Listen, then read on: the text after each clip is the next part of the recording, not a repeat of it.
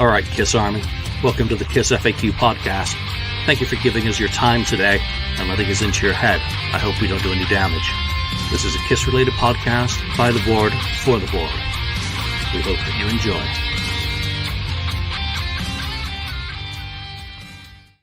All right, welcome to the KissFAQ podcast. I'm your host, Julian Gill, saying good morning to Ronnie Parker, CMAC, AB. Who else we have? AB. Oh, wow, there's a whole freaking meeting going on here in the message. Keep it greasy. And, oh, yes, I really screwed up that intro again. I just can't seem to get it right at the moment, so there we go. We got Lonnie. What's up? Marcus Almighty. Greetings. Ken. Julian. Oh, hello. Yeah, and Daniel. Hi, Julian. We're going to do this episode just a few days early. The 45th anniversary of Kiss's Dynasty album, which everyone should have in their collection, is coming up on the 23rd of May. And there might or might not be pre-orders starting on that day at Kiss Online. Who knows if there might be picture discies or colored vinyl coming out. We'll have to wait and see, but obviously it is I don't know if it is a milestone, these half-decade celebrations, but it's a good opportunity for us to refocus on the Dynasty album, put it through our new super-duper Julian's Maths calculator to provide a ranking of the album. We've already done this for the first album, which celebrated its 50th anniversary. It's just a new way of measuring these songs, these albums, and seeing where they stand up in the catalog. And we've got no idea what the ranges are yet, because this is only the second album that we've done with this format. So, Mark, let's start with you on your memories of the Dynasty album and your first interactions with it. When did it occur in your personal history? Well, as you know, I've mentioned her numerous times. My older sister Jane, she had Dynasty when it came out. I was pretty young at that time when she had it, but I do remember seeing it around the house and hearing her play it several times. As we were growing up, so I was familiar with the record. When I first heard, I wasn't too, kind of hip on it. I started out listening to bands like Rush and Black Sabbath and stuff like that, and when she was playing stuff like that, it was like, it was very disco-y. Some of it, like I Was Made for Lovin You and Dirty Living and stuff like that. So I was not so into it. But years later, I've come to say that's been one of my favorite records from the Kiss album, easily top 5 for me. Lottie, what about you with Dynasty? Dynasty, I feel like I purchased Dynasty probably in my mid-teens, around 15, probably around the age of 15 or so, I guess. It wasn't one of the first Kiss albums that I, had to get in my collection as I was, going through the back catalog. I always talk about how we had Destroyer when I was really young, and we had Creatures when I was young, and I had a cassette of Animalize when I was pretty young. And then as I transitioned into CDs, I bought Dynasty, I want to say, around the time I was 15, maybe 16, prior to seeing them on the reunion tour. And it was different, there's no denying it, and we'll get into it. It was different than Love Gun or Rock and Roll Over or Destroyer. It had a different feel to it. There is no denying that.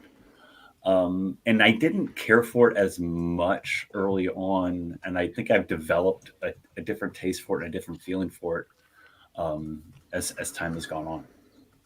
Yeah, Ken, obviously you've told the story several times about how you played Dynasty by, side B first, by happenstance.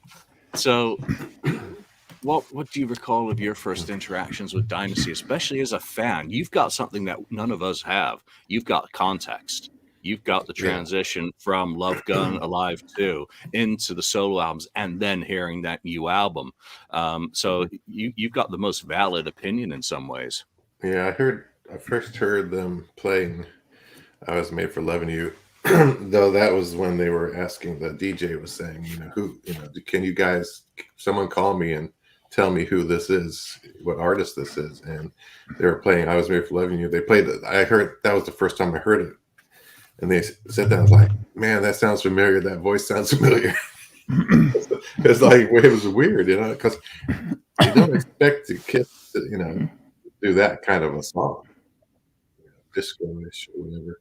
So anyway, found out later, and then I got the thing. So my first interaction really was that, and then the buying the 45 singles shortly after that, and then discovering then Hard Times on the B side, which I ended up playing more than I Was Made for Loving You when I was waiting for the album to come out. And then on the album, Dynasty is the first album where I got it on the day it came out. All the other albums, I was kind of buying after they came out, or they surely had been out, like the Soul albums had been out like a week or maybe or so. But for Dynasty, I actually, I was calling the you call the record store, hey, when's the new Kiss album coming out? They try to find out, and they tell you, oh, it's gonna be out Tuesday or whatever. And so we drove down there and got it out, pulled it right out of the box that was sitting in front of the record racks. The box was on the floor. It's like, it's not there. So, oh, let's look in this box. And there it was, a whole stack, about that many or whatever. So of Dynasty, and pulled it straight out of the carton and, bought it. Yeah. And like you said, I played side 2 first. When I got home with my 2 buddies, we got back, and I was cranked it up and saw Charisma as the first song on the back of the album and threw it on that way. And then yesterday I played it that way. I decided to play, because I'm going to play it the way I played it back in '79, where I played side 2 first, and which I think works. It works better. So, Daniel, how about you? I think Dynasty for me was one of the first record that didn't, that I didn't like right away. I started off with Animalize, Asylum, loved those. Found Creatures of the Night, that was even better. Dressed to Kill, I remember getting early on. I liked that one. And then I got a hold of Dynasty and Unmasked, I remember, at the same time. And for the first time, I found a Kiss album that didn't translate right away for me. So I really didn't like them. I didn't like the sound of the albums. But I guess as time has passed, I've developed my taste a little bit, and I can see some highlights on the record, but it's not in my top 5 like it is for Mark. It's a bit further down, even though there are some real highlights. So. Yeah, it's for me, becoming a fan in 1985, there was a vast catalog to explore, and it all kind of blurs in some way. I mentioned that we lack the context of originals fans who saw the band developing and evolving throughout the 1970s. But I heard this and had no concept of the Vegas-like costumes. So I wasn't kind of sullied by the image of the group. But then again, I had the image of Asylum in my head, so I guess we weren't too far off Vegas in a way. So none of that mattered. You can't tell that they've gone Vegas Kiss, Super Kiss from that cover. There's not that much difference between that cover and the first album's cover. And that was all I was judging it on when I first heard it. And it sounded sonically not too dissimilar to Love Gun to my ears. Now there is nuance. I didn't have the experience then to discern Anton Fig versus Peter Criss as a drummer. I just didn't have that musical vocabulary. I probably still don't. So the experience of where it fits in is it would have come sometime after Rock and Roll Over, because I'm a visual person who bought the albums according to kind of my like of the covers. So the comic covers come first sequentially, and then we get to the other stuff. And I always liked it. Again, I didn't discern Disco Kiss. I didn't know that it had been a disco rock album, or kind of labeled that in a way. And that's kind of the next question. Disco Kiss, disco rock. Do you see this album as being a disco rock album? And let's start with Lonnie on that one. No, it varies, and I was really diving into going through each song by song, and we'll get into it. But I don't consider it much of a cohesive type album. I think it's kind of, in my opinion, kind of all over the place. With from I Was Made to Lovin You and to all the way down to Save Your Love. I mean, those are very drastically different songs. It doesn't have the cohesiveness like Dress to Kill does. Dress to Kill just sounds.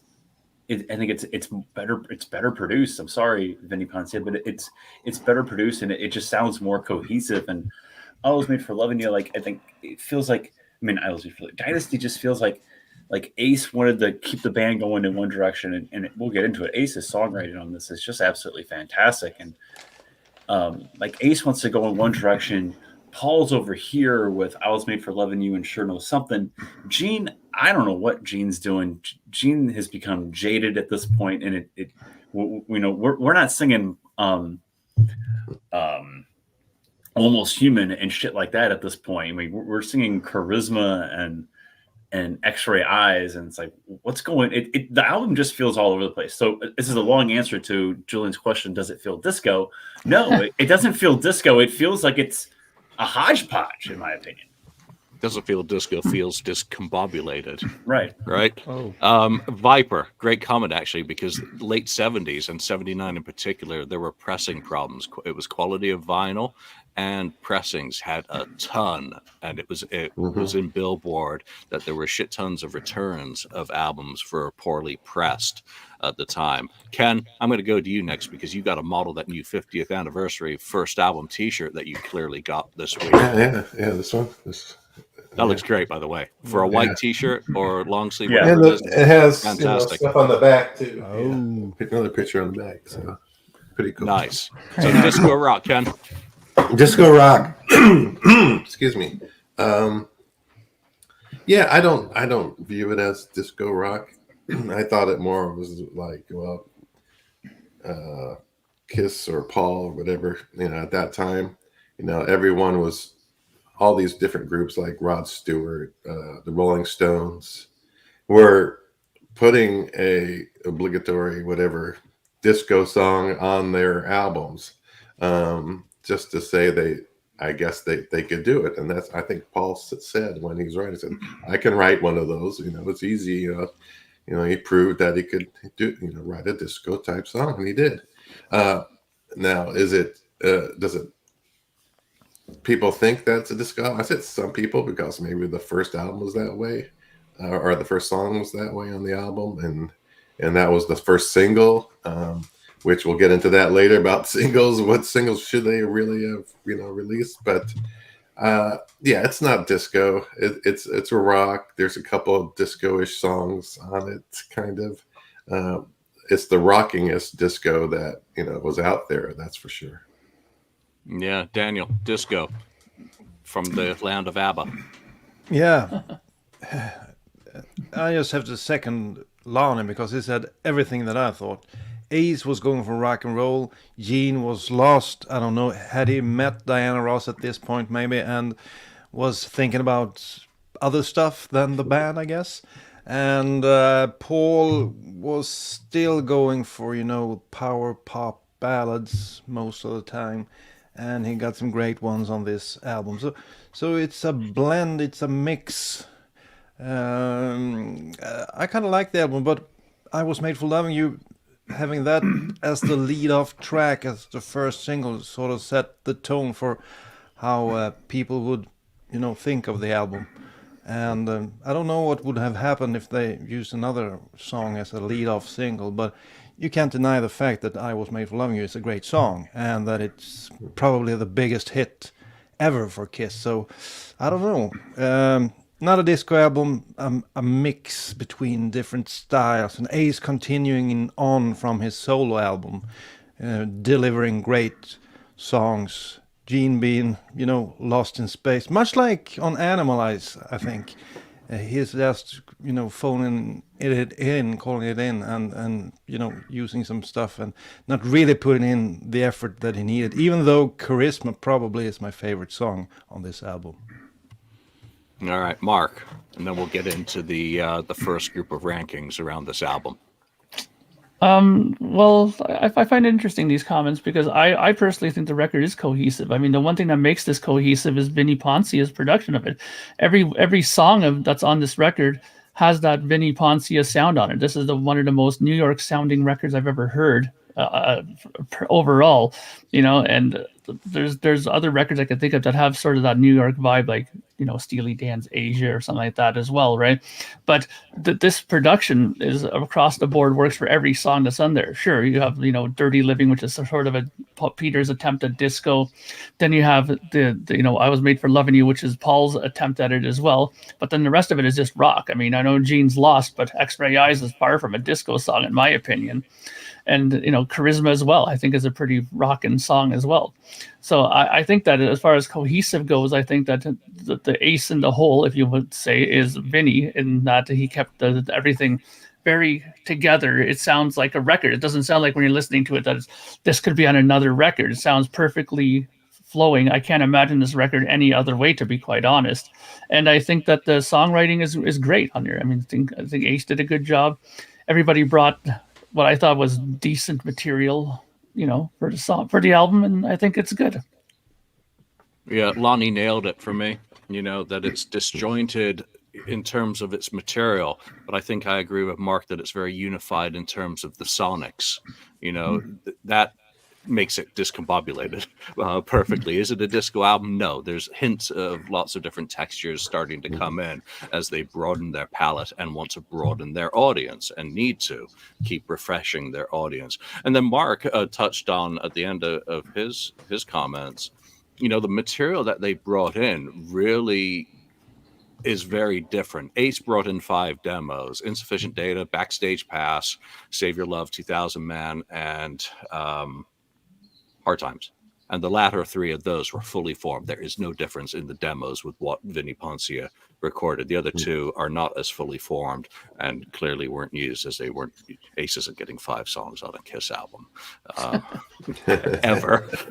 Peter Criss brings in 4 songs. He brings in, obviously Dirty Livin', but he brings in Rumble, which is again not fully developed and clearly a throwaway in the sense that they weren't going to work it up with all the issues that were going on. But he also had Out of Control and There's Nothing Better. Those are fully formed songs. There's very little difference between what he did as demos with Vinnie Poncia producing and just Stan Penridge playing and what was later recycled for his Out of Control album. So those 2 guys had a shit ton of material. Gene, X-Ray Eyes, Charisma. He possibly had Reputation, yet another version of that. I Have Begun to Fight, and maybe 1 or 2 other songs that were demoed with Chuck Billings from Virgin. So he definitely had typical Gene material all over he had a buffet in the gymnasium of songs available. And Paul Stanley was writing specifically for the album. So obviously he had his mission with I Was Made for Loving You, and then he had his syrupy crap.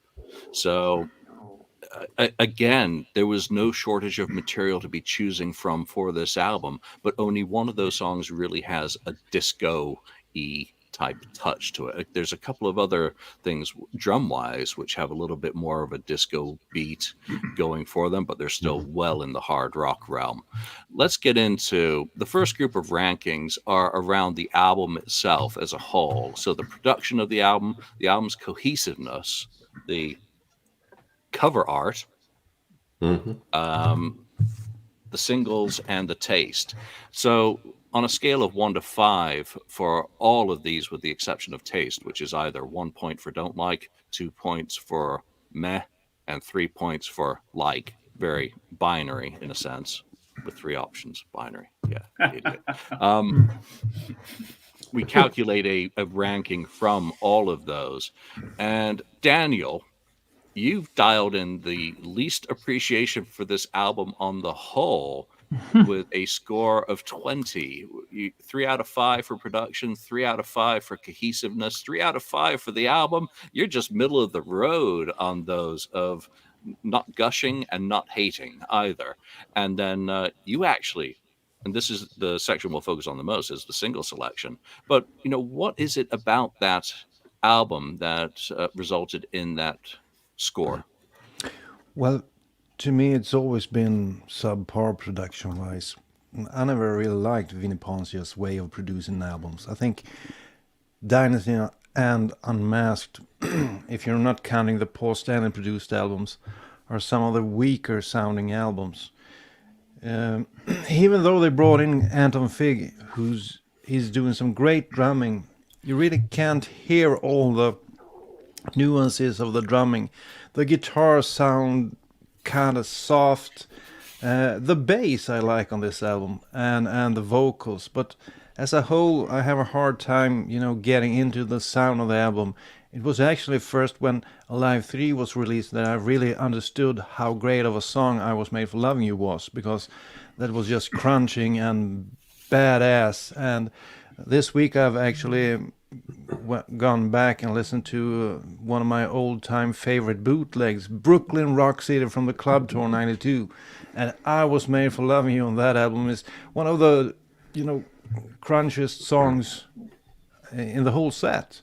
So somehow they tried to, as they've done through the years, please the audience by following trends, and that made this album sound a little bit subpar to my ears, even though I like most of the material. I think the only song that I really don't care for is Gene's X-Ray Eyes.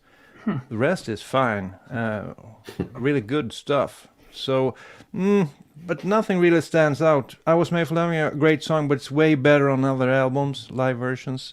Sure Know Something, I like it better on Unplugged, and so on and so on. So I think there's great material, but it really doesn't come through for me. Let's go from one extreme to the other. So Daniel is overall the least favorite of this album out of the panel. Going to the extreme, this might surprise you. Mark has given this album overall the highest score with 4 out of 5 for production, 5 out of 5 for cohesiveness. So according to that, Mark thinks they absolutely nailed it. 3 out of 5 for the cover art, 4 out of 5 for singles, and yes, he likes it very much. Mark. Yes. Like I said, let me just say that again. Mark really likes it. Yes, I really do love this record. It's always been high on my rankings whenever I've done Kiss album rankings. I mean, look, I understand where Daniel's coming from, and he's very much a child of the 80s, the Animalized sound and Asylum, and I love, don't get me wrong, I love Asylum. That's one of my favorite records too. So I understand that sound and I love it. Right. But of course, back in 1979, there was no such thing as, Mesa Boogie amplifiers and Marshall 900s like they were using when they did, the new Alive 3 versions of these songs. So you're never going to get that sound no matter what they wanted back in 1979. Back then, they were still using, Marshall JMT 45 amplifiers and all these other sort of less heavier sounding amps. So you could have heavied it up a little bit, but they, Kiss, they wanted to follow what was popular, what the trends were. So even if they could have, they probably wouldn't have went too much heavier with it. But I think overall the sound of the record is very, very good. I've always loved it. I've thought that it has that 70s sound, a late 70s sound, and I keep saying it has a very New York sound to it. I've always thought that it really nailed it, and that's why I gave it a 5, because to me, I can listen to this album top to bottom with headphones on and just sit back and enjoy it for what it is, for that vibe of that time. And I think even for songs like X-Ray Eyes, which compared to the demo to the finished version is the finished version is much better than the demo for sure, in my opinion. But I think that Vinnie Poncia deserves more credit than he gets, because you take some of the Gene stuff that he had and he really made it into some really good listenable material for a record like this, and I really enjoy it. I think it sounds really, really good. Well, Ken copied my homework and had the exact Oh, same right. scores as me. So, Ken, tell me why I thought that. Why you? We're very much middle of the road. The maximum score this section can get is 60 points, and we're 36. Right. So very middle of the road. Yeah. It was kind of not. Oh, it's not kind of a shock, really, so much, except for I Was Made for Loving You, going from the solo albums over to Dynasty from that standpoint, because you could see the other material that these guys were doing, after Love Gun. So, but yeah, for production, I thought it was pretty darn good. I didn't think it was my favorite production, but it was a 4 out of 5 for me. Everything sounded, you could hear all the instruments, everything is clean. Really nice job by Vinny Poncia. Whatever, I liked it more crunchy, yeah. So that's where I only dinged it for that kind of thing. And cohesiveness of this album for me was kind of middle of the road, 3, just because of the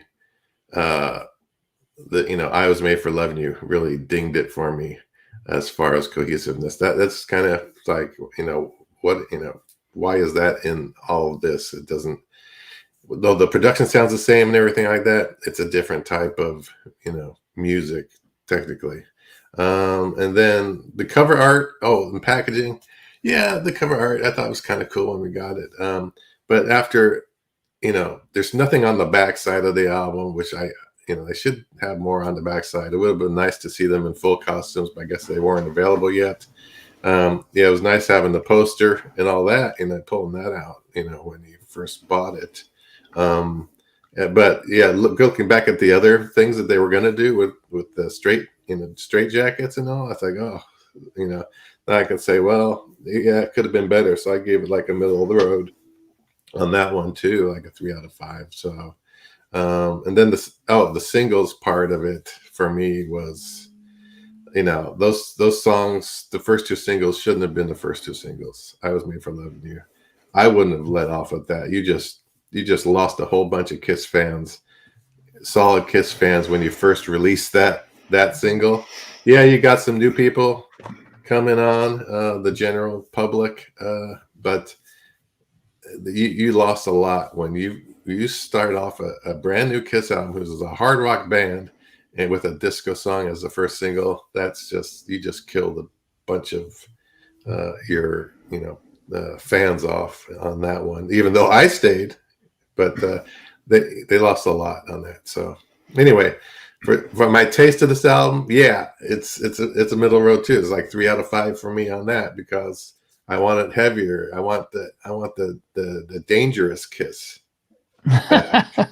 This is not this Kiss is they not weren't dangerous dangerous for a long time. This is not dangerous at all at this They point. weren't dangerous for a while. If you only knew what was coming back then and you wanted the dangerous Kiss back, well, you were in for a little bit of disappointment for a while. Had to wait to Revenge, I think, or something. Look it up. Lonnie, you liked it a bit more than both Ken and I, just marginally. What went into that thought? I like it.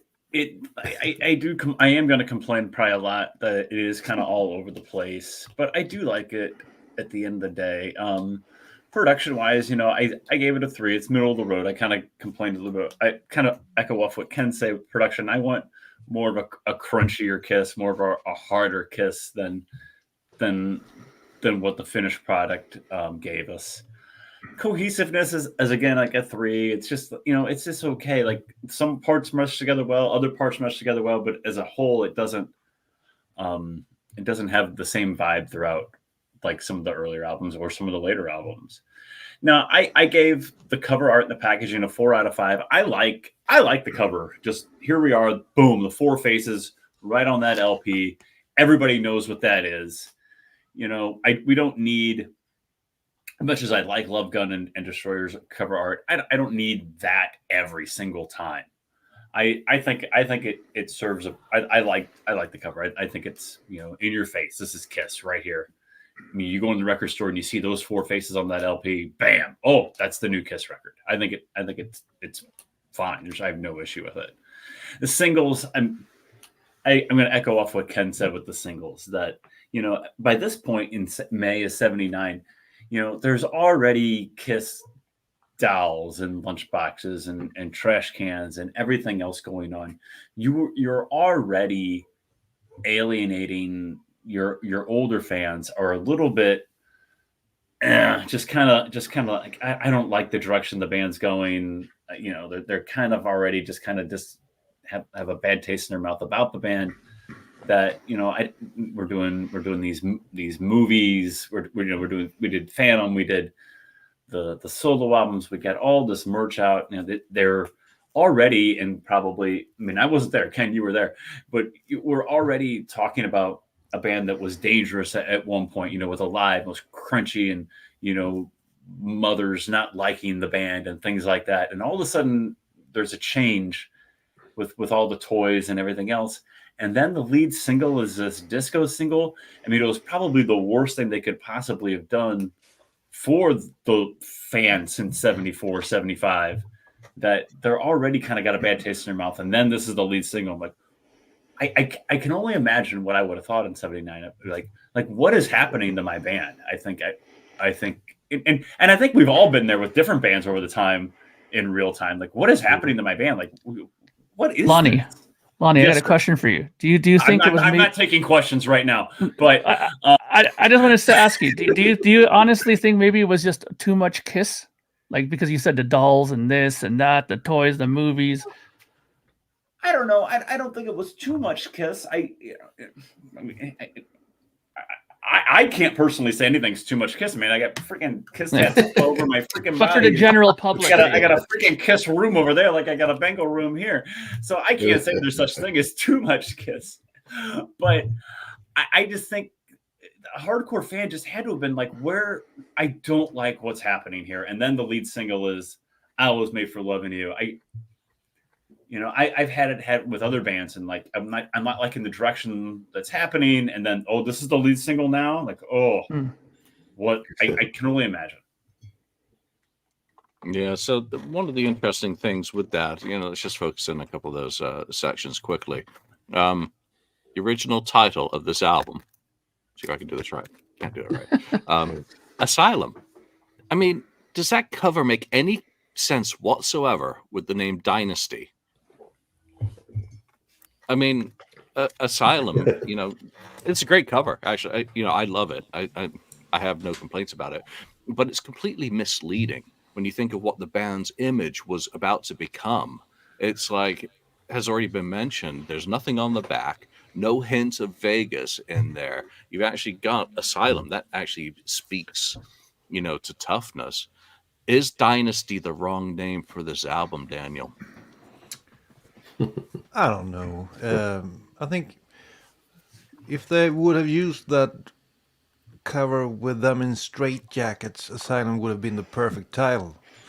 But now you could put any title on that one, because you just have the faces. I think they had a lot of bad titles going around back then. I'm sure you remember them, Julian.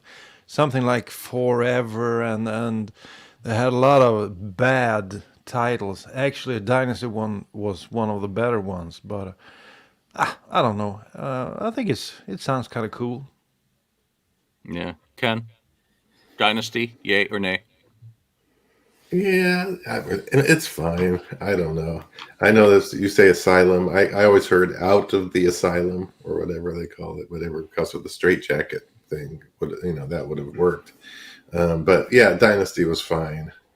It's kind of like showing that they're a dynasty because they've been made all these platinum albums, and they're such a super group or whatever now. So yeah, I'm okay with that title. No problem. At least this version of Dynasty is better than that TV series that we watched back in the early 80s. Wow. Yeah, that's not Wow. Taking shots at my Friday nights in the 80s. Yeah, I watched them as well over here. Wow. But How just do you because watch there wasn't, we had 2 channels, and Dynasty was on one channel and some crap on the other, so you had to watch Dynasty and Falcon Crest and all that stuff. And Dallas, come on. Yeah, not that's, watch of course, it. yeah. I did not watch We it. watched that as well. No. Down, down, down, down, down, down. All right, enough. I Dynasty. didn't watch I think it was kind of emblematic of the ego, issues with the group. What was kind of going to come to, culmination. That we're a dynasty. We're not in the asylum. We're too big for that. I've lost track of who I was at. So who still has to pontificate on the album? Me and Lonnie, I think. All right, let's go to Lonnie then. I think the album's title is fine. It's perfect for who they were at the time. They were so full of themselves, and Kiss, we're a dynasty. We're everything. We're the best. So I think it's very fitting for the band's attitude and where they were at the time. Now, does the cover art really go with Dynasty? No, but I don't have a problem with it at all. I think it's very fitting for who they were. We're the best. We're a dynasty. Do. Yeah. Bit of a clash there, Mark. Yeah, I don't know. I agree with Ken about the fact that if they kept the straitjacket photo, that could have made sense for the Asylum title, right? But and also I got to tip the hat to another classic, Knots Landing. That was also a great show along those times with Falcon Crest and Dallas. but of course, I think the title is kind of odd though. Dynasty. I mean, what does that have to do with the 4 pictures? I think on one hand, Julian was kind of hinting at a possible album cover that would have made sense. You were talking about platinum albums and stuff like that. What if they had a picture of them sitting in a room surrounded by platinum records on the wall? That would have probably made more sense if you said Dynasty, because then you would know what they were referring to, right? But just a picture with them sitting there like this, I mean, what does that have to do with Dynasty? It has absolutely zero to do with Dynasty. So, So I think the album title to me is never been the most important thing of the whole thing. I think the music is more important and stuff like that. But it could have had a better title, that's for sure. Yeah. So Rick, did Casablanca have the same back cover art at that time, or just Kiss? My recollection on other 1979 Casablanca albums is that they had real covers. I can only think of Kiss as having no back covers, and was it to keep more money from the designers? We're just doing the front cover, forget the other stuff.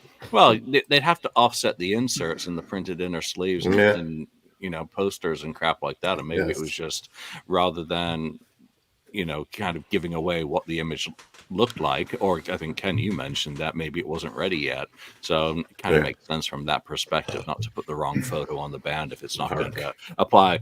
Let's just quickly talk about the single choice.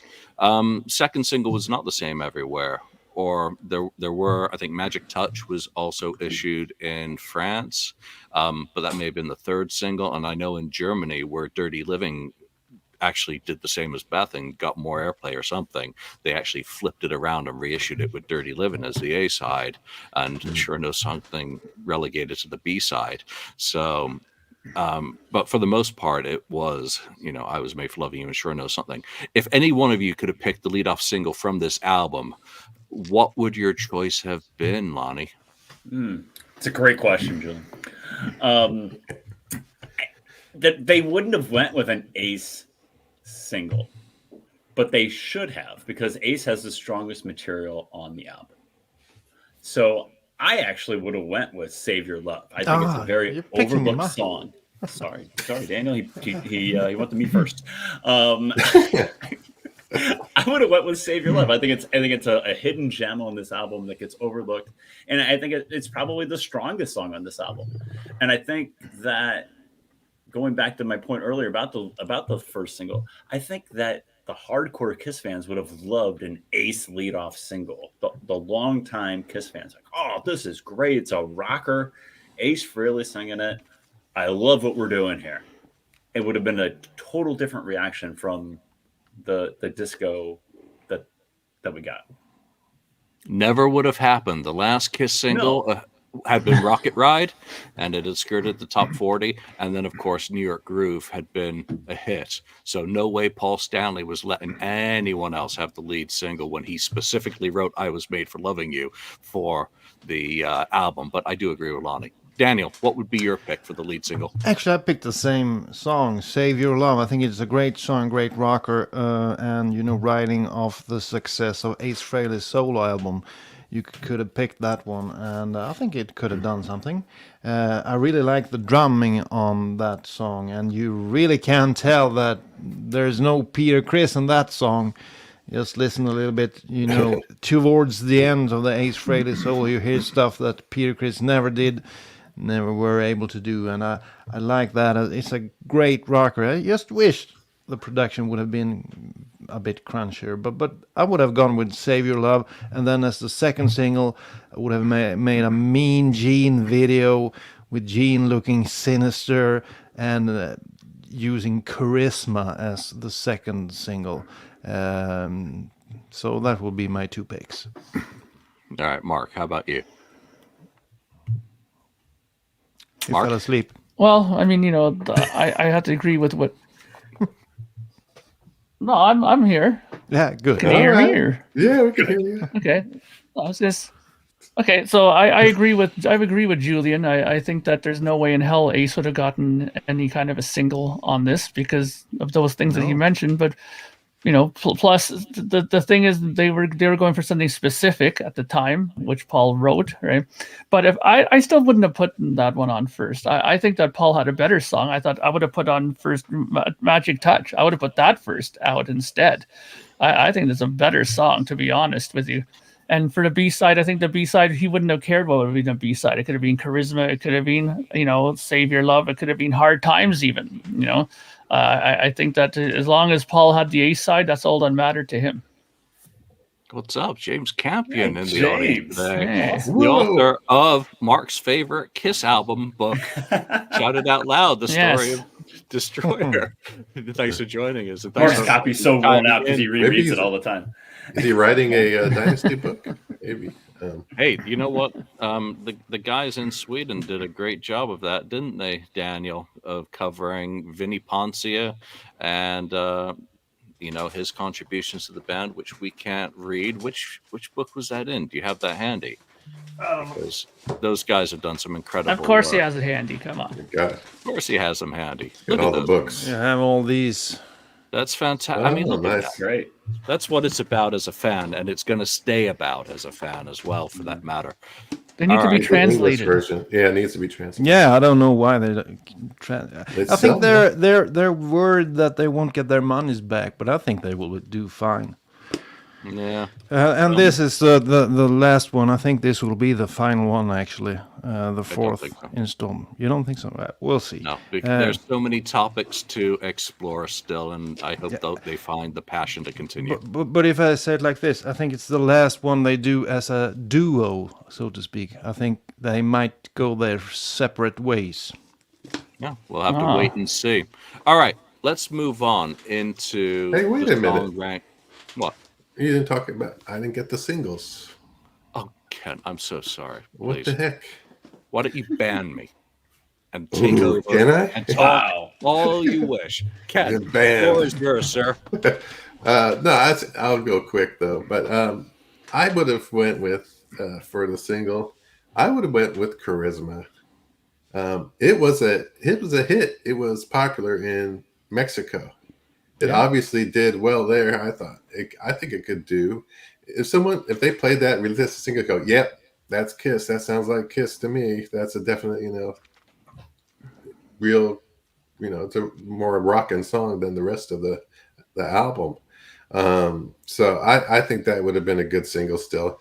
I kind of agree with Mark on Magic Touch because I think that's better than Sure Know Something and all that. The other possibility is I would have maybe released Dirty Living as the second single. Christmas first and Dirty Living second. Because I think Dirty Living's a sleeper of a song. It's one of those, you hear a few times and then it's really, really, really good. So anyway, shout out to Peter Criss there. All right, I'm done. I'm Julie. sorry for skipping it. It won't happen again, sir. Yes, it will. It always happens. one time every episode. Yeah.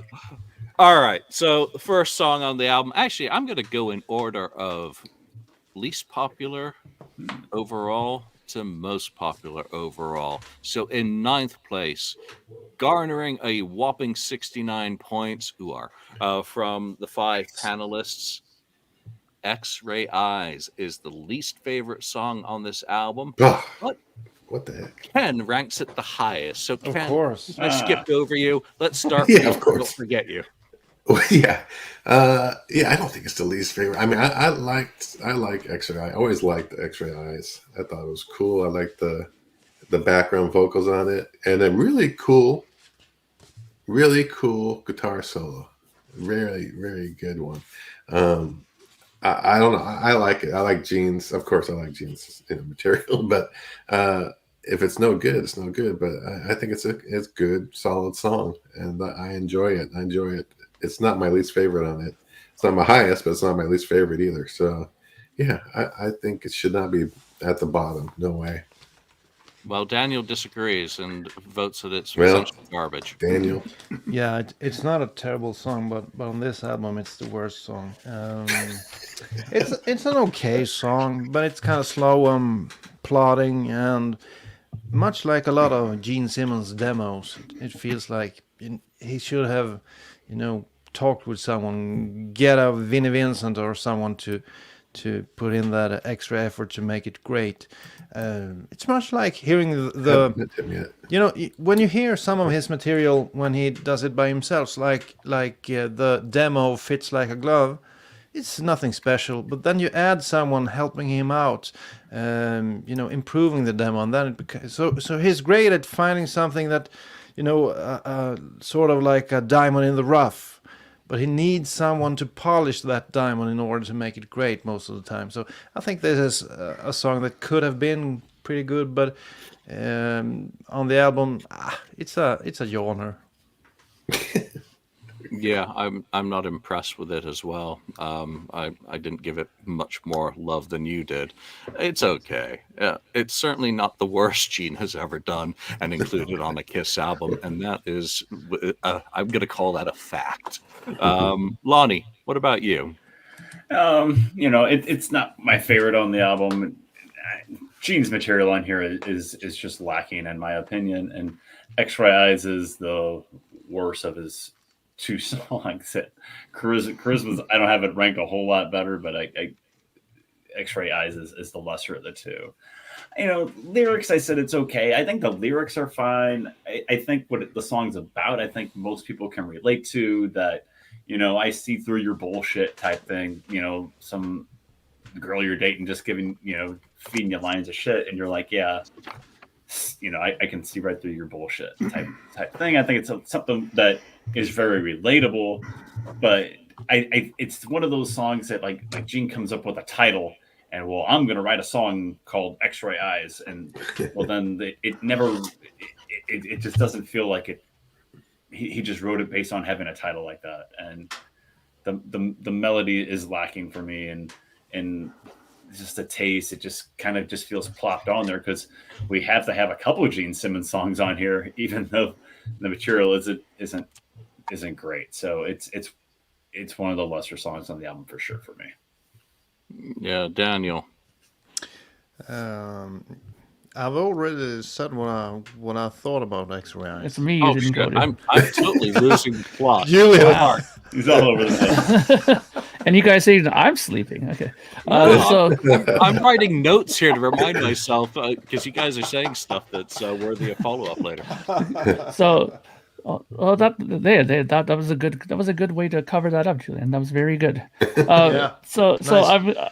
I think that basically it's middle of the road. I agree with these guys. I mean, I think my score is the same as Lonnie's is for this song. I think that, the lyrics are decent. The melody is pretty good too. There's nothing bad. There's been worse Gene songs, as we would all admit, right, on here. So it's definitely a very middle of the road song, but could be worse.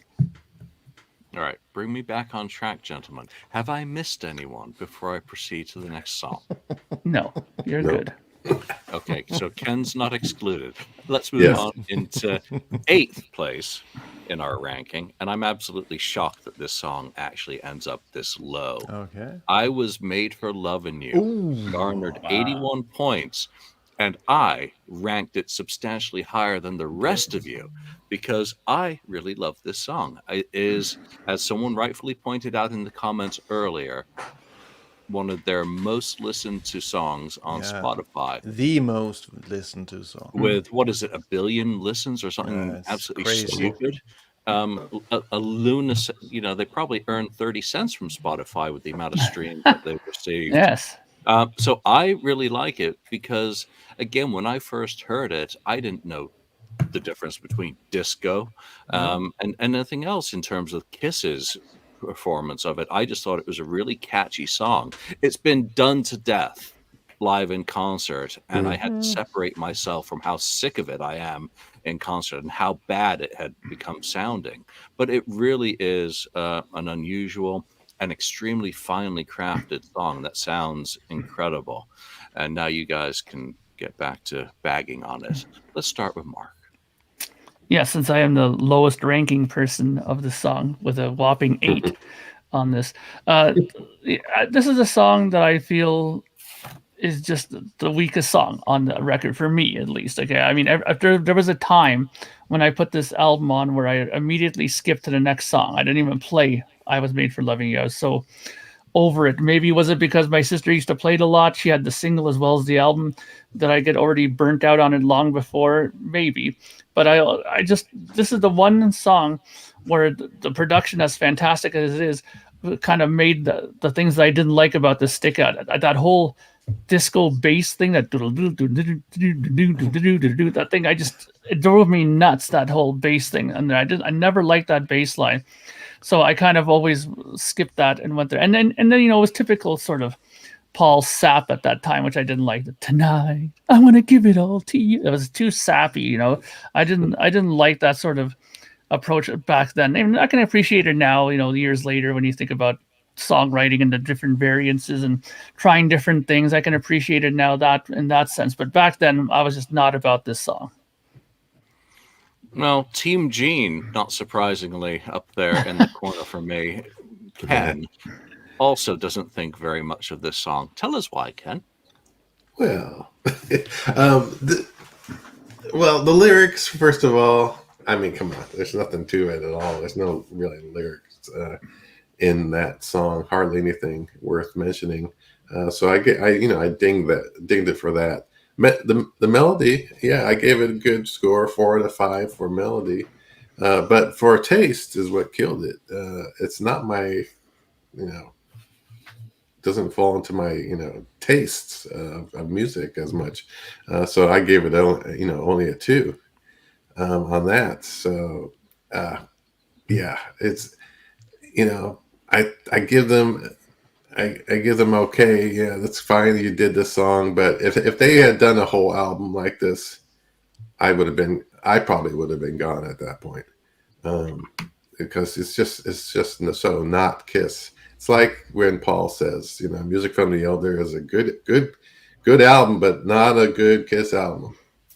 And it's you love that one. You love that one. I do. Yeah. It's a good. It's like I Was Made for Love You is a good song, but not a good Kiss song. So It's why not don't really you love Kiss. I just don't love it. I don't know. Ken was not made for loving it. I can't explain it. Exactly. No, it's just taste. Yeah. Lonnie, you like it a little bit more than Ken, but it's still not exactly a standout for you.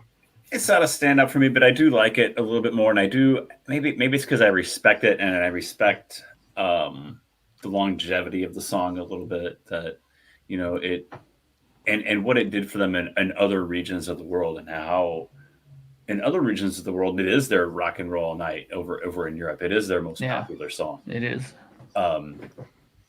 So while it's not my personal favorite, I do respect it, and I do respect how other Kiss fans feel about the song. Lyrics, I gave it a 4. I think that it's fine. It's Paul. I mean, considering what it is, I think it's fine. I don't have a problem with the lyrics for it at all, and the melody. It is what it is. But at taste, I gave it kind of just the middle of the road because I'm like, it's not my favorite Kiss song though either. At the same time, it's not my favorite Kiss song. But I think that I respect it, and I respect what it did for them. And I wouldn't have had it to be the lead single off the album. Because I think, again, what I think it did to the hardcore fans, but I do have respect for the song. And talking about other parts of the world, your neck of the woods, Daniel, it did very well. Hell yeah. Everyone knows I was made for loving you over here. I actually gave it 9 out of 10 points for lyrics and melody. I like the lyrics. It's like going out, trying to find a girl, trying to, bring her back home. That was It's relatable. a big thing for a few years. So I think the lyrics are perfect for going out, listening to this song and getting pumped up. You're trying to find a nice looking girl that you could bring back home, and melody. The melody is 5 out of 5 because otherwise it wouldn't have been this sort of a hit. The melody is great, but when it comes to taste, the problem with this song is what it did to the band. It kind of killed the hard rock, silver and black metal Kiss that I liked. So I guess that's the biggest problem I have with this song, that it kind of made a lot of the hardcore fans go in other ways and starting listening to, I don't know, Judas Priest and other stuff. And you got a lot of hangers on, so to speak. People, this is a great song, but then they just forgot about Kiss and when the next record was released. So what I have against this song is actually what it did to the band. I think it's a good song. But as I said previously, go and listen to Alive 3 and that version. That's the way I Was Made for Loving You is supposed to sound. It's funny that Kiss got overtaken by other groups, some of whom they took out on the road with them. AC/DC in '77, Judas Priest, who you just mentioned, was on the road with them for the Dynasty tour. So, Yep. kind of interesting from that perspective. All right, 7th place on a whopping 90 points.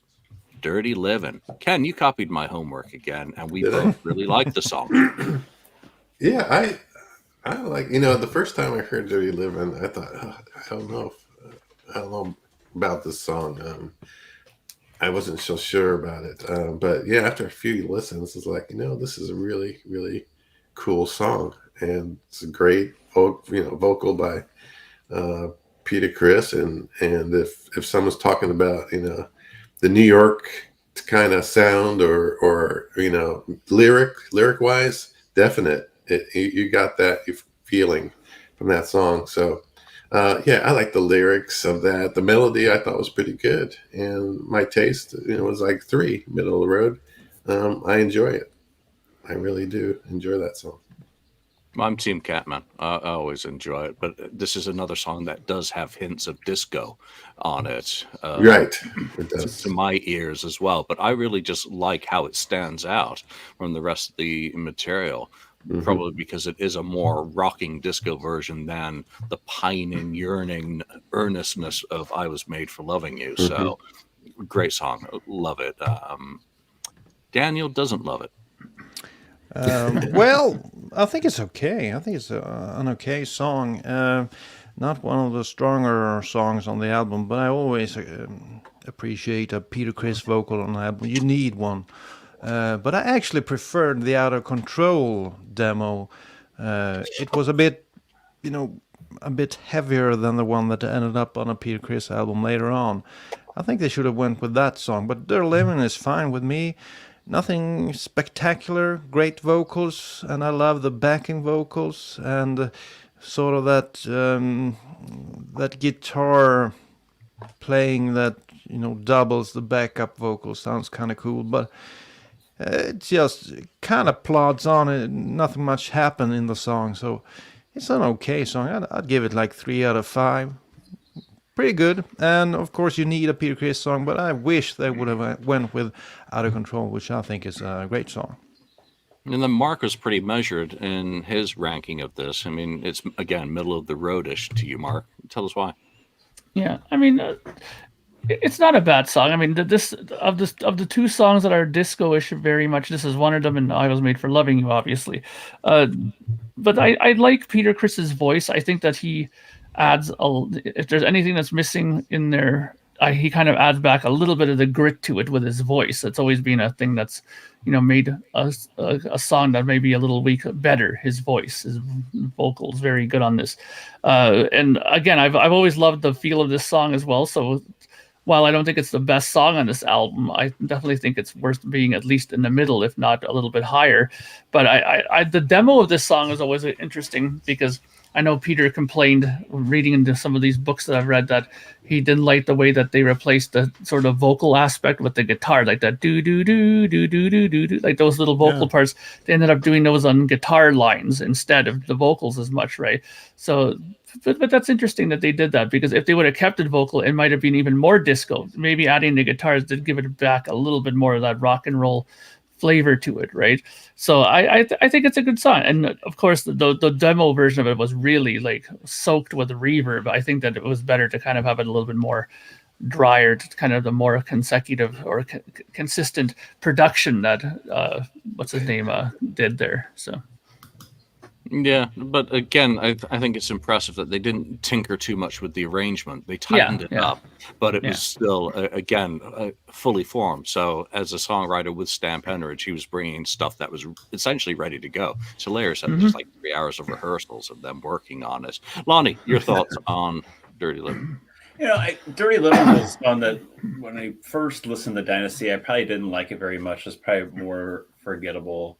And I think it's a song that's kind of just grown on me over time, and I appreciate it more than I did when I was a teenager. When I was a teenager and I first bought Dynasty, I think it was just kind of forgettable. It was just, we got to have a Peter track on here, I think, But it's fine. I like it better than some of the other material on here. What did I do here? I melody and lyrics, I give it a 4 on each of them. I think it, I think it's fine. And taste is middle of the road for me. I think it's fine. It's grown on me. I didn't care for it originally, but it's better than some of the other songs. Well, shocked me. In 6th place on 93 points, 2000 Man.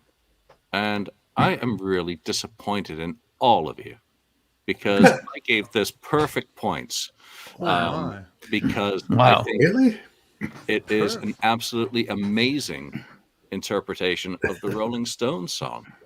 And I had no idea that what the original sounded like for many years, because what is it? Their Satanic Majesties or whatever it is. The Sgt. Pepper's album is kind of obscure when you've got Beggar's Banquet, Exile on Main Street, and those albums that follow it, which starts a long string of albums that are central to the Rolling Stones catalog. Well, that's way later. That's 81. But a great album anyway, with lots of it's redos of early 70s stuff as well on there. So I love it, and I'm absolutely amazed that you guys don't share the love. I feel outside of this conversation now. So let's start with Mark, who really doesn't like this album, this song. Pardon me. This song, I mean, I gave it the lowest score, 8 on here. 222 was my ranking on this. I just feel that Ace has done much better songs than this. Like, it's not a bad song. I mean, let's put it this way: on the Unplugged, they did this, but they only did this because he couldn't play Shock Me on an acoustic guitar. So they were kind of forced to do this song because they had to do something he can perform on an acoustic decently well. And I've never liked the Stones version of it. I think his version is better, of course, than the Rolling Stones version. What would you rank the Stones version? Good Lord. I'd rank it even worse. It's terrible. Absolutely zero.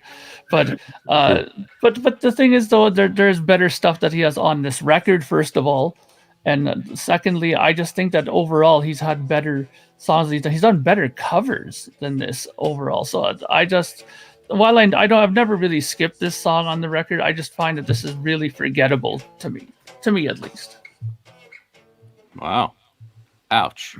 My feelings are hurt. Lonnie. I have it ranked pretty high, Julian. So I'm not too far from you. That's why I went to you, because I need some reassurance that I'm not insane. With a little roller coaster, we'll go back up here. I like the song. I only knocked it by 1 point on the melody. I gave it a 5 for lyrics. I think the lyrics are perfect Ace Frehley type lyrics. And when I bought it, I had to go look. I didn't know it was a Rolling Stone song when I bought Dynasty. And I was surprised that it was a cover when I opened up the liner notes. Like, oh really? Because I think the lyrics are perfect for Ace Frehley. I think the song's so fitting for him. At taste, I gave it a 3 out of 3, and I only knocked it just a hair under melody. And I don't know if I went back and did it today, I might not knock it a hair for melody. I think 2000 Man's a very fitting song, and it sounds like a Kiss song again. It doesn't sound like a cover. I think it's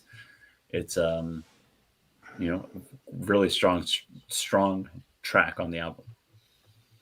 All right, talking about roller coasters, let's go back down in evaluation. Ken. Yeah, 2000 Man, I never really got into, especially when I first heard it. I did notice that it was Mick Jagger, Richards. I saw the writing credit on that, but I was going to go out and buy that Satanic Majesty's Request, I think. Yeah, that's it. Album, just to hear their version of it. So I hadn't heard that until later on, down the road here, probably not until, I don't know, 90s or whatever. I finally heard it and I thought, oh yeah, Kiss made it a lot better than the original song. But it still is kind of a quirky, kind of weird song that, yeah, it kind of fits Ace in a way. But it's just not one of my favorite. I mean, it's okay lyrics wise, melody's not bad. It's just the taste for that one. That my taste for that type of song is not high. So, yeah, I think they pushed it too much. I think they pushed that one. I don't know why they did that in concert or whatever. Right? Didn't they do it in concert? I mean, having an affair with a random computer. Talk about a song that's way ahead of its time. Yeah, I would have done. Stole my line once again, Don. I would have had rather them. Identical sorts.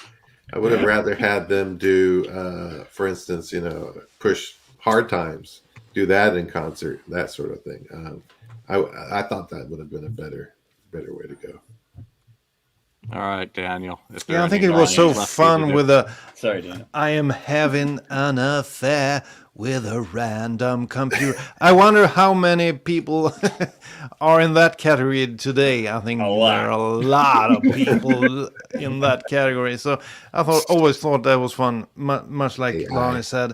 And as a song, just because it's about the future or space, or doesn't make it a great song for Ace, I think. But I think this kind of suits him, and I always enjoy playing this one. It's so simple, like 4 chords or something. And it's always fun to sing Ace Frehley songs because you manage to, you can belt them out, not like Nowhere to Run or stuff like that. It's impossible to sing them. But all the Ace songs are fun to play and sing. So at times I go back and I play and sing this song because I think it's kind of fun. It's an okay song. I don't know what I ranked. Let's have a look. I gave it 4 for lyrics. Yeah, kind of cool lyrics. 4 for melody. And then I gave it 2 for taste. I don't know. At times I have a hard time really getting into the covers, even though I didn't know it was a cover back then. But when you get to know that it is a cover, even though this was pretty different, a lot of it doesn't sound anything like the Rolling Stones stuff. So it kind of takes it down a little bit when it's a cover. But I think it's a great song. It fits the album, and another great one from Ace. But it's not his best song on this album, but it's better than X-Ray Eyes for sure, and a few others.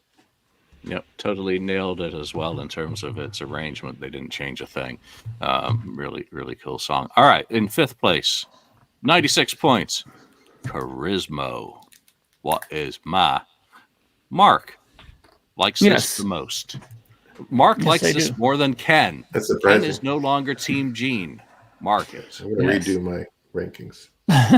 Well, I thought this was always the one song on here that immediately kind of stuck out as like a tip of the hat to the older kind of style of Kiss. You know what I mean? Like if you're going to think back and say, you know, what did Kiss sound like back in the day? You could probably refer to this a little bit. If it had a little heavier production, it would be perfect, right? But for the production that it had, it still stood out as probably one of the more rocking songs, along with the Ace materials that was done, right? I think that it's very Gene. The lyrics are very Gene in this. You know, I mean, you can't mistake that for anybody else but Gene Simmons lyrically, of course. So I really love this song, and of course, I got an extra point on there because I myself covered it on one of my records as well. It's a bonus track on one of my own albums, Charisma. So I've always loved that song so much that I even recorded it myself for my own album. So good old Gene came through with one of his better songs that he's put out on record.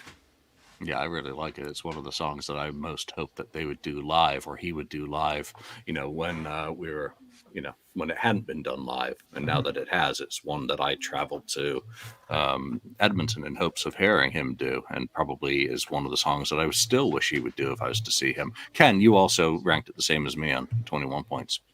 Yeah, a lot of mine are 21. It looks like. But yeah, Charisma. I should have been higher. I think I should have make it higher. Just looking back at it now, I was too quick. Actually, I screwed up my taste rankings. I was going up to 5, and then Julian had to come back to me on that one, and I had to fix that stuff. I was wondering why your numbers were looking so wacky. That kind of threw me off, and then I think some of these are they're about right. I might have ranked some of them incorrectly, slightly, but anyway, Charisma. Yeah, I love Charisma. Lyrics is I give it a 3 for lyrics out of 5. I mean, it's typical Gene kind of lyrics. Melody 4, and my taste was 3 out of 3. But I enjoy it. That's what I said. Should have been the first lead off single, and it's actually probably my favorite song, even though I ranked one other song higher on this, which kind of throws my list out of whack a little bit there. But I like it. It's good. It's a great song. Yeah, Daniel, you also like it. Yeah, the problem is the way we rank songs for this sort of competition, because this is probably my favorite song, but it didn't get the most points. But that's because the way we rank them. Lyrics, I mean, this ain't Bob Dylan lyrics. It's Thank God. Yeah, but it's so, the lyrics are Me Too all the way, the lyrics are pretty subpar, so I gave it I think I gave it a 3 for lyrics. It's okay, and the melody, it's kind of the same all the way through. Not much of a melody, but it's crunchy, it's great, and it stays with you after you've heard it. So in taste, I gave it a 3, and that's the maximum. But when you add things up, it just got 18 points, but I couldn't go back and change stuff. I have to be honest. So lyrics are pretty bad.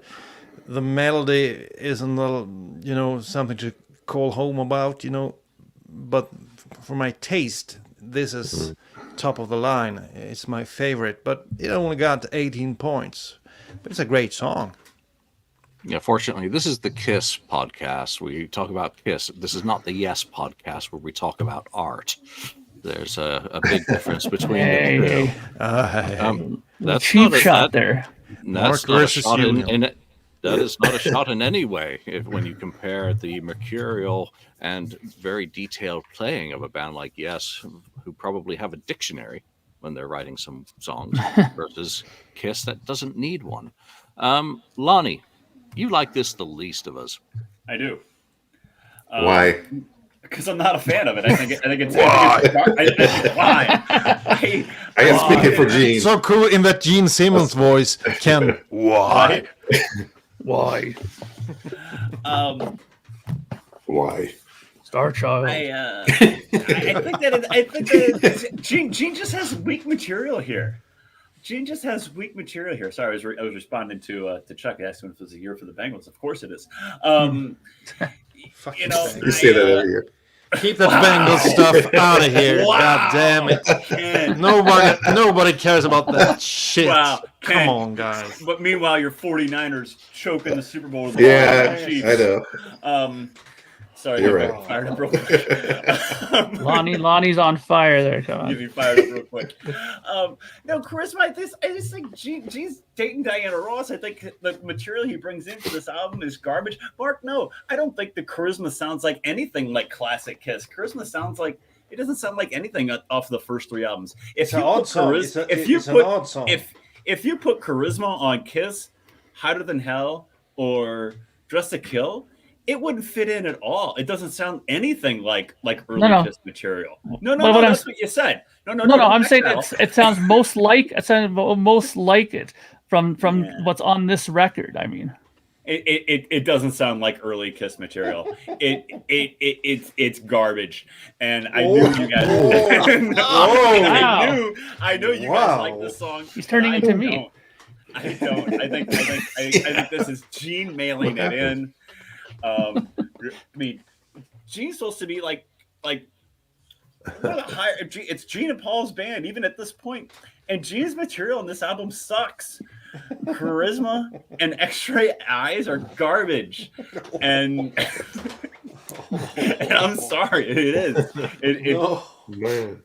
I think they should have put Reputation on here instead of Charisma. Reputation's a better song than this.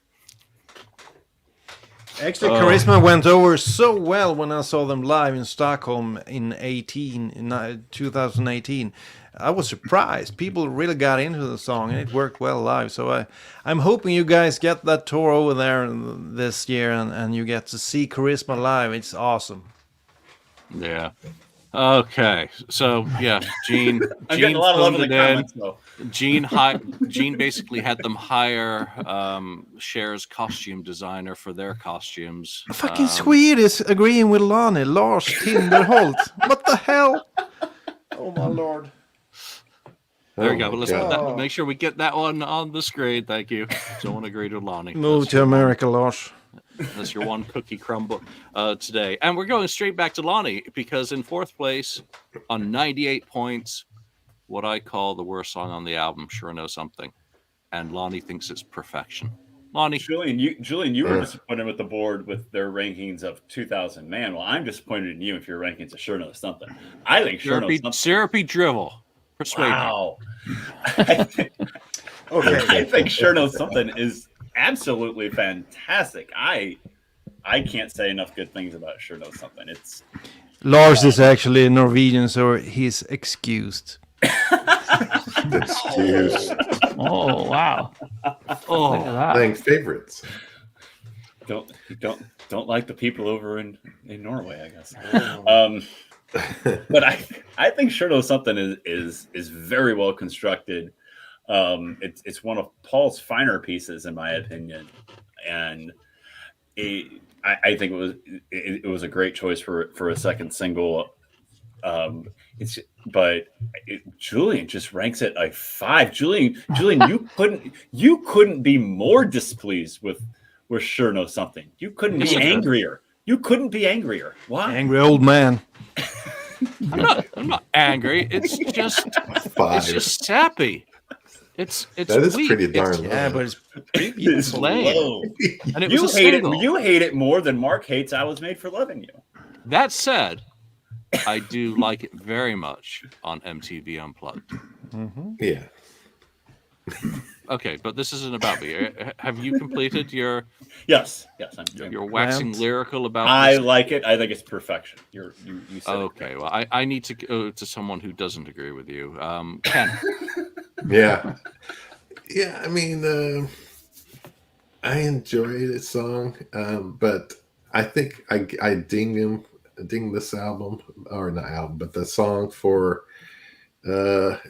Paul reusing that riff from "Tonight Belonged to Me" in it, that kind of thing. It's like, wait, that sounds like that riff from "Tonight You Belong to Me" is kind of in there, part of the song. So, and then the lyrics are okay. Melody's pretty good. Taste, I did a good taste on 3. Melody, yeah, it was like mid-range, 3 out of 5. So yeah, it's kind of one of my lower. It's not my lowest, but it's kind of the middle of the pack for me. Maybe I've heard it too much. Maybe it's not Kiss enough. Really Kiss the old Paul. Where he was taking up prisoners, kind of. In his songs. He kind of got a little sappy after his solo album. From there going forward. For at least a few albums. So yeah, it's not one of my higher ranked songs. I want to be sensitive with this beautifully crafted song, but blah blah blah. It's lounge band Fat Elvis, cloyingly annoying. Fat Elvis. You are angry. Wow. Yes, it's pretty clear. Right, Daniel digs it. Tell us why. Yeah, everyone who has if you have any sort of musical sense, you hear that this is a beautiful song.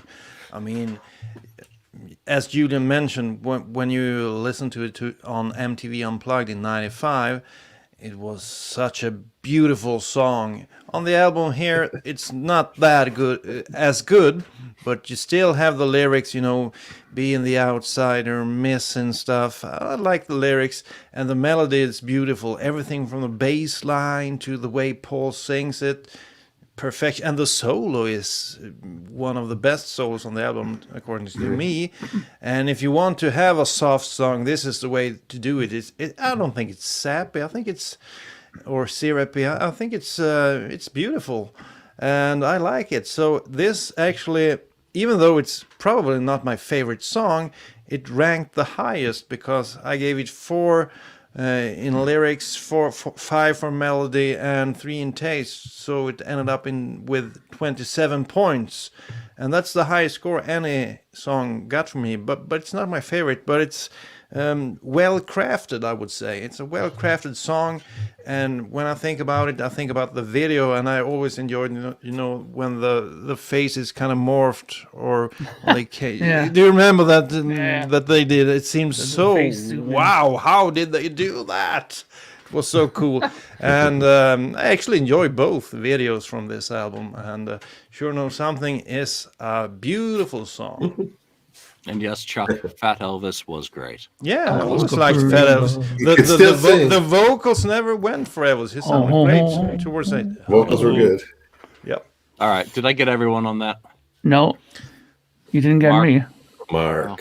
Please. Okay. Uh-oh. Well, I like this song. Again, this is another one of those songs that exudes New York City. When you hear this song, it reminds me of there was one of those TV movies where you see the guy walking down the street where it's raining, and then he finally meets up with the girl on the street. They eye each other, and then they go back to the bedroom and they start making out. That's this song, pretty much to a T. Okay, it has a bit of sap to it, like Julian says, but I mean, it needs that because it's Paul, and Paul's in that love, sort of sphere at this time. And it comes out in his music, and I think it's a great song. And like you said before, Julian, you love this version of the song on Unplugged. And like they always say, a great song can be played on an acoustic guitar, right? And this is one of the examples of that. So yeah, the production might have not satisfied your taste on this record, and maybe it turned a little bit too New Yorkish for your taste. But I think it's a great song. Well, we're going to disagree on this next one, because in third place is Magic Touch, which my notes do say my least favorite song on the album, a shit sandwich of high-pitched squirrels mating. Just angry. Wow. No, not angry. Look at me. I'm happy. It's Saturday morning. Happy angry man. Mark, Unbelievable. back to you. You give this perfection, and yes, it is again exactly what I said about Sure Knows Something, and that's part of my problem with these two songs. Sure Knows Something and Magic Touch are very much cut out of the same mold. Paul doesn't really go in any other direction than I'm writing a specific song, and the rest of this is now going towards AOR, emotional sensitivity, rather than crotch rock. I gave it a perfect score. I gave it perfect. It's 30. 30. I gave it perfect. This song, and we have to understand one thing. He's in that mode right now. Being a songwriter myself, you get into these little certain brackets where you start writing in a certain way, and then those moments change and you move forward. But at this point, and in Unmasked as well, he was very much in this sort of pop sensibility, very very emotionally based lyrics, very sappy. Some people would say syrupy, right? But this is Paul Stanley at his finest. Magic Touch. Those backing vocals are fantastic. The guitar parts on here are fantastic. I mean, this is one of those songs where if you were to give it a heavier mix to it, it would still work, because everything is still there. Good melodies, good vocals. The drumming is really cool on here too. It's got some good floor tom work from Mr. Anton Fig there. It sounds really, really well done. It's constructed fantastically well. I personally can't see any flaw in this. I mean, if you like Paul Stanley and you love the way he writes in this time period especially, then this is gold for you. Yep. And again, I'm not hating on it. It's just not what I was wanting out of Kiss. When you listen to some of the songs that Paul was doing on his solo album, with where he then steps, it's out of the Hold Me, Touch Me vein. And I'm thrilled that he did it in 2006. I got to see it live. So, Lonnie, you also think this is perfection? Yeah, Mark and I are in lockstep on this song for a change. Yes. I think this song is fantastic. I like Sure Know Something. So what Julian was saying, if I like Sure Know Something, it's in the same vein as Sure Know Something. Of course, I'm going to like this as well. I think it's actually really it's a really great song, a really hidden gem on Dynasty. I was thrilled to see it live in 2006, also when Paul did it on that solo tour. Yeah. And it sounds great live. Yeah. So I think that with some different production, kind of like I Was Made for Lovin You sounds great live on a Live 3. I think this song sounded great live when Paul did it on a solo tour. So I think this song is great. I think it's top to bottom just really, really well constructed. Paul Stanley, like Mark said, kind of in his zone at this point of what he wanted to, and Julian's right, to what he wanted to accomplish.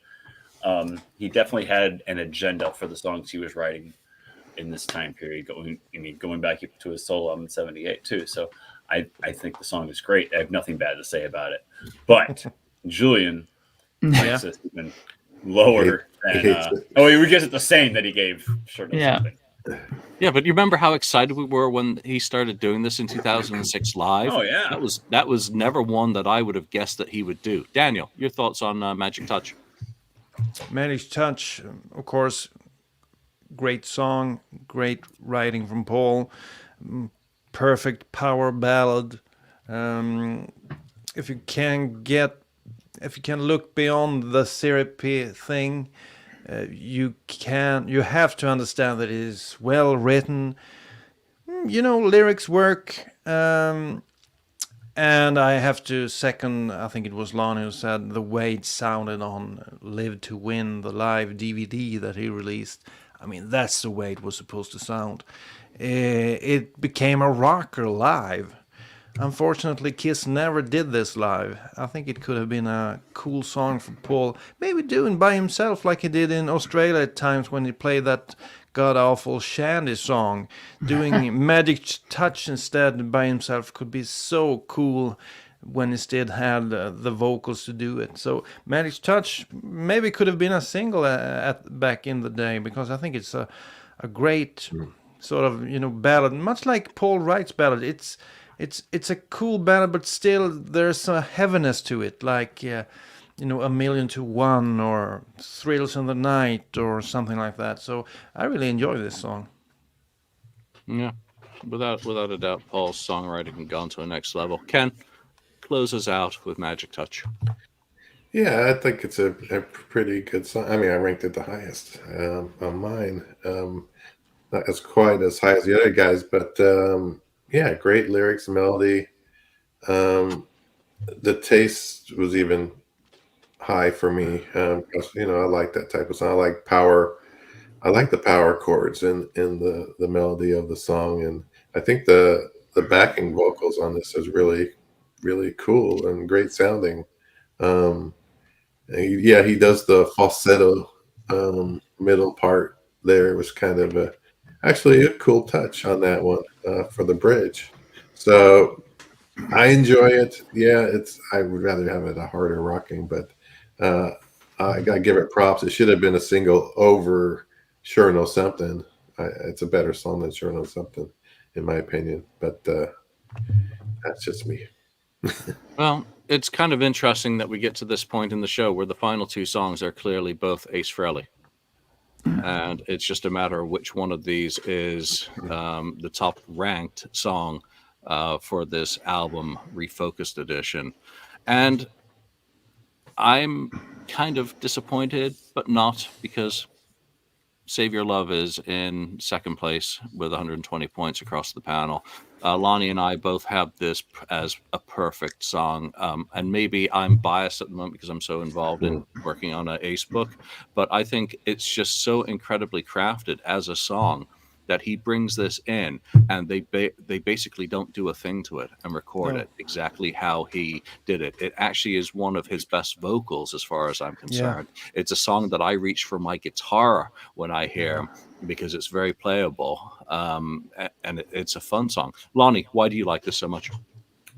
I have always really liked Save Your Love, and going back to when I first bought Dynasty when I was about 15 years old. I knew I was made for Lovin You, and I knew Sure Know, but I didn't know a whole lot else on this album besides I was made for Lovin You probably when I bought it. And I get to the last track and it's Save Your Love, and I'm like, my ears like perked up, like, what is this? I'm like, wow, is that good? And I've always liked it ever since then. I think that it's again the lyrics are really good, very relatable type lyrics, kind of angry lyrics. We're kind of back into like an older school Kiss, just a little bit, with a little more angry lyrics, a little more rockin'. It's what Kiss should sound like. The melody's great. Ace is just I talked about Paul being in the zone for Paul's in the zone for what he wanted to accomplish at this point. Ace is just in a songwriting zone, period, coming off his 78 solo album and straight into this. I have no qualms with it whatsoever. I think it's an excellent song, and Julian ranked it perfect as well. Yeah, I mean, Ace goes from speeding back to his baby to Save Your Love, put it back on the shelf. I mean, it shows his growth as a songwriter. Let's see. Ken likes it half as much as we did. Right. About halfway. It's in the middle of the road for me. I think it's a good song. What drags it down for me is the chorus, the Save Your Love. It's I think it's more of the backing vocals on that, which I just don't like the backing vocals on it. Everything else is pretty good. So that really doesn't do much for me. Lyrics are kind of lower on mine too. Those are the things that really bother me about that song. Taste is 3. Still good, really good. But it's just, I think the lyrics and the melody just kind of drag it down for me. Like I said, the background vocals though, I don't like the way that's done. I really don't. Something, it just irritates me a bit. Those backing vocals. That's why I ranked it a little bit lower. Yeah, you don't rank it very highly, kind of middle of the road, Daniel. Yeah. Yeah, I love this song, but when it comes to lyrics, and much like Ken said, that backing vocals have always been, a nuisance to me. I really didn't care for. You hear Paul Stanley doing the backing vocals, doesn't really work. It takes away from the rocker that this song is. But thinking back 5 years back when we did an episode on Dynasty, I think it was episode 243. One of our most, it was one of our more popular episodes. It still gets views, so if you have a time you can go back. Then Save Your Love ended up in 4th place.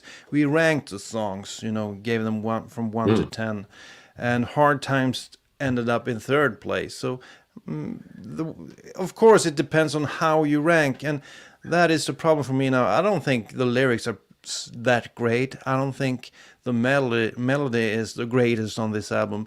But as a song, it's a real rocker, and they sure as hell needed a few rockers on this album. So thank you, Ace, that you provided this one and Hard Times, because it really makes the album a whole lot better. I like Save Your Love. I would put in, I don't remember where I ranked it 5 years back, but I'm sure it was in the top 3 or top 4. It's a great song. Mark agrees, and he ranks it very highly as well. Yeah, I got it 27 out of 30 there, and I think it's a great song. I think the thing that irks people about the backing vocals is the fact that Kiss has a tendency when they do their harmony vocals to harmonize higher. Like in this song, Paul's harmonizing like low, like save your love. It's almost uncomfortably low for Paul sometimes, and you hear that, it's like, wow, it's like he's really down there. He's almost trying to do Barry White sometimes there.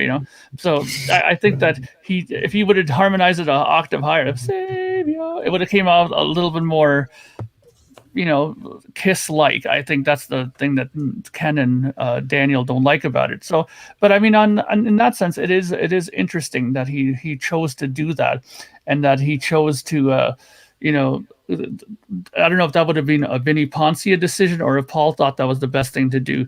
But it is an interesting choice for sure. But the melody, the guitar playing, Ace's vocals are all fantastic on this. The drumming is top shelf on this as well. And like Lonnie said, Ace is in his own sphere of greatness at this time, songwriting wise. I don't think the guys in Kiss could have touched him really at this point. I think that he was very, very confident in what he was doing, and it was showing in the songwriting. I think the backing vocals during the chorus is kind of reminiscent of the Hot in the Shade song King of Hearts, which could have been a great song, but there you have the same phenomenon, low backing vocal. Na, na, na, na, na, na, na. So that's a great point, Mark. Thank you. All right, so number 1 on the album from the ranking today, and as Daniel pointed out, 5 years ago it was slightly different. It's Hard Times, and I'm going to start off. B-side to the I Was Made for Lovin You single. I think this is the most legitimate song on the album. It's honest. It's not Paul Stanley trying to do something as an exercise. It's not Paul Stanley crafting something because he's emotionally secure and wanting to express a new style of songwriting. He'd obviously found that. It's Ace just being Ace and doing something from the street. And it's very quirky. So again, it's the only indication of where they'd come from as a band. It's the only anchor to what Kiss was in 1973 that still remains. So I give it perfect points. Lonnie? Yeah, I really enjoy it too. I'm right behind you with 27 points. I think it's very well constructed. Again, Ace, really in his zone here, writing songs. It sounds like it could be on any of the previous Kiss albums too, because it's very heavy. It's very well constructed. Really, really nothing bad to say about it at all. I mean, I just notched it a hair for melody, and I don't know if I went back to do the rankings today, I might not notch it a hair for melody. I might give it 30. It's that strong of a track. I said, I think I probably notched it just a little bit because I do like Save Your Love just a little bit more. So I just notched it a little bit just because so I didn't rank the two songs exactly the same. But it's very strong, very good. Yeah, same. Agree completely. Daniel, you and Ken rank it the least, but you still rank it highly. Yeah, I like that song. But according to the way we rank today, lyrics, I like the street vibe of the song. It's a throwback to maybe Cold Gin or Get Away that Ace wrote a few years earlier, in for Dress to Kill and the first album. So I like the vibe of the song, and it's a simple song. A lot of Ace songs are perfect if you want to learn how to play the guitar, and this is one of them. Really easy to play. Lyrics, nothing special, but as you said, it feels honest. It feels like he's writing about when he was a youngster running around in New York, and what it was like when he writes stuff like that, sort of autobiographical, or how you say it, writing about his life as a teenager. So I like it, and taste, I gave it a 3 as well, so I gave it pretty high points. I only had one song that got more than 21 points, and that was Sure Know Something.